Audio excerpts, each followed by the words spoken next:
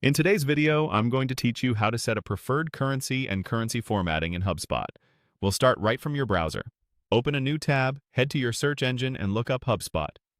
Click through to the official site and sign into your account. Make sure you're using a login with permission to edit account settings because we'll be changing a company-wide default. Once you're in HubSpot, look to the top of the screen for the small gear icon. That's the shortcut to settings. Click it to open your account settings area.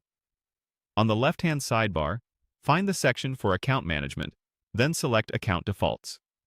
This is where global preferences live, including language, time zone, and the currency options we'll use. Inside Account Defaults, go to the Currency section. Here, you'll see details about your current company currency, and if your account has multi-currency enabled, you may also see a list of available currencies. This page also shows how values will display in the app, which is helpful for confirming formatting like the currency symbol and number separators. Next, look for the Actions menu on the Currency page and click it. From the drop-down, choose Edit Company Currency. This opens a dialog where you can set the default currency used across deals, quotes, and many reports. Use the drop-down to pick your preferred currency. As you select different options, pay attention to the preview and symbol so you can confirm the formatting will look the way your team expects. This helps avoid confusion later, especially if your business spans regions that use different number separators or currency symbols.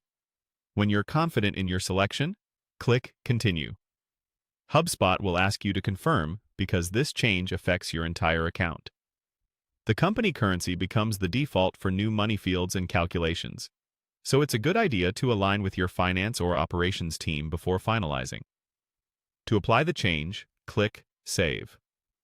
HubSpot will update the setting, and you may see a brief delay before it's reflected everywhere. After saving, amounts across deals and other records will adopt the selected symbol and formatting, giving your team a consistent view of revenue and pipeline. That's it.